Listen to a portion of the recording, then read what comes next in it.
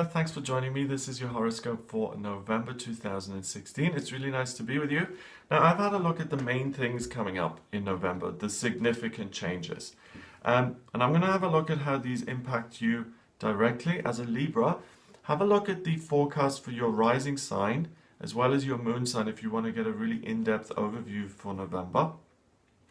But as far as sun sign Libras are concerned, your Mars is in Capricorn in your 4th house until the 9th of November. So you start the first week and a bit here of November, the first 9 days, really focused and really working very hard on your most personal, intimate relationships. You're really, it seems to me like you're trying to make things better before the festive season here. You're really working hard to transform things. And it's also like almost like a personal mission that you've set yourself. I'm going to make these things better if it kills me. So it doesn't feel fun. It doesn't feel like you're interested in the other people as such. It almost looks like this is a personal goal you've set and you're going to do it regardless of what other people think. So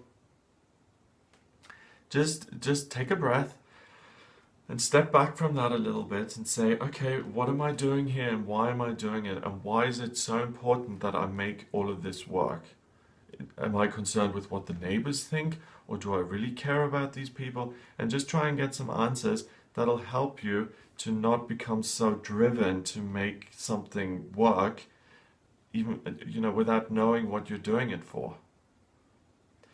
Now on the 9th, Mars then hops over the cusp into your 5th house in Aquarius, and you ease off now, family, and I think you start to become much more focused on exchanging ideas and spending a positive, nice, warm and fuzzy time with romantic partners and your own family. So if you're lucky enough to have a partner and children, then the drive is going to be totally off, your birth family or these people who are your relatives, and you focus on your own family, your own unit, and you become very magnanimous. That's a big word. You become very generous and very selfless. And that's now in place for the rest of the month here. So you're going to be a nice person to have around because you're going to be very willing and very cooperative and say, yes, dear, I will do that for you. Yes, I will. Very, very pleasant. And you're really going to feel a sense of fulfillment by being of service to others, and you're going to just enjoy doing it. On the 12th of November, Venus, the planet of love and beauty, goes into Capricorn in your 4th. So whereas you were totally obsessed and driven to make your relationships better, now with Venus going into your 4th, you actually start to enjoy and love spending time around your actual birth family or the people who you've chosen to be your family. And you will continue to work on it to make it better, the relationships better, but you'll actually start to love and enjoy the actual process. So it's not just become, or it's not just stayed a personal sense of achievement and like this goal that you've got in mind for personal accomplishment. It's something that you actually feel and enjoy doing. So that serves you very well because we are going into the festive season here. Thanksgiving for certain is going to be something that you enjoy, and just being around other people is going to be very pleasant and comfortable for you. Now on the 13th, we've got Mercury going into Sagittarius in your 3rd house. And this is really fun because you become much chattier. You stop being introspective. You stop focusing on your own emotions so much and kind of trying to analyze things. And you become much more focused on telling stories, going to dinner parties, having fun, enjoying yourself and just being upbeat.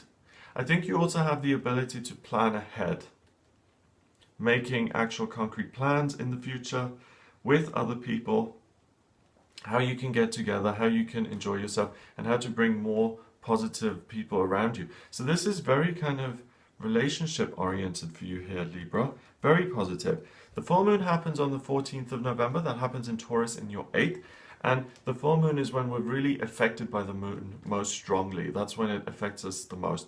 And this full moon isn't just a regular full moon, it's a super moon. So this moon is going to be closer to the Earth than it's been at any other time so far this century, and it's not going to be as close as it is on the 14th of November until 2034.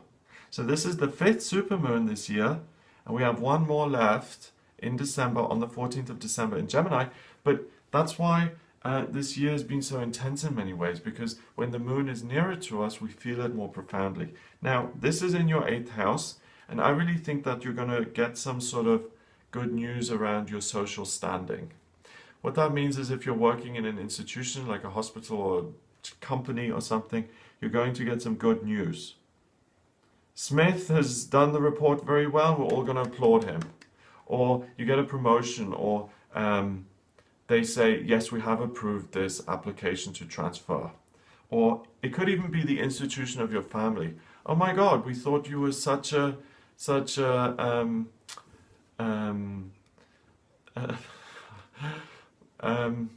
we always had this one opinion of you, and now we just see that you're this amazing, wonderful person. We love you so much. It's like people applauding you and success. It's like the Six of Wands in the tarot. It's people cheering you on and saying, well done, we really appreciate you, you're doing well, we like you. So that's a very positive full moon, and it feels like a personal gift as far as you're concerned, Libra. And the gift, again, has to do with relationships, and that's what November is all about for you. On the 19th and 20th, Neptune, the planets of dreams and aspirations, goes direct in your 6th house, and it's in Pisces. Now, Neptune is an outer planet. It moves very, very, very slowly, and it's in Pisces every 160 plus years. So it's in Pisces from 2011 until 2026. So we've got another 10 years. But Neptune rules Pisces, so it's happily placed. And Neptune in Pisces is like being able to tune into the spiritual frequency of your life and the way it's going to look, especially your day-to-day life. Now that it's going direct, it's almost like you can tune into that frequency and see what you're trying to achieve when it comes to your day-to-day life. And it's almost like you can interview your higher self and say, listen, what is it that you actually want out of this lifetime when it comes to other people? That's really important, you know, because as we develop and grow, if you ask any teenager, are you going to have a family and kids? Most of them say, oh no, I'm never going to have kids. Ask them again in their 30s and they're like, oh my God, I'd love to have a family. So we grow and develop. But if you're uncertain, or if you're not clear, or if you want to double check what you're actually trying to achieve, because sometimes, you know, it's important to know, I want to be in a long-term relationship, because if I know that, then I can actually go out and be aware of people who may be interested, or go on dates or whatever it is to actually make that happen. So you can tune in to what your ideal fairy tale day-to-day life would look like. And that's from the 19th onwards.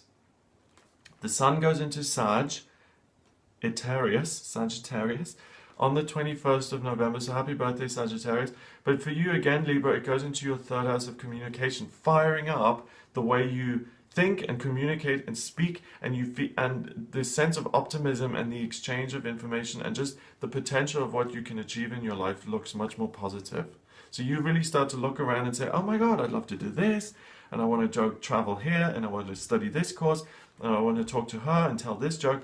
It's like this sense of excitement. So that begins to build here now on the 21st, and your identity is really fulfilled by doing those kind of things. So go to dinner parties, go tell funny stories, you'll love it. That gets stronger and stronger and stronger, and by the time the 29th of November comes in, or appears, we've got the new moon happening. The moon has now joined the sun, it's sitting on top of it, and it's pulling in even more Sagittarius energy.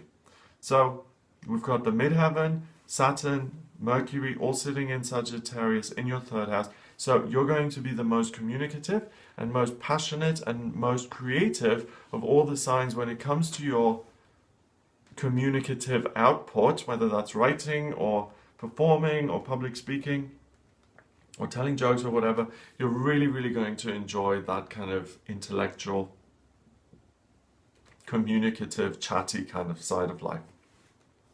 So really have fun with that. I mean, it's a great time of year to experience that, because, you know, we do come together with other people around this time of year that we don't usually see. So have a wonderful, wonderful November. If you'd like a private reading with me about things that are going on for you personally in your love life or in your finances, if you want to look at what your life purpose is when it comes to career, and you want me to have a look at your birth chart based on the exact specifics of where you were born and when you were born and what time you were born, then we can do that. Go to gregoryscott.com and order your reading with me there. Just click on the readings tab. Please remember to subscribe to this YouTube channel, and I'll speak to you next month.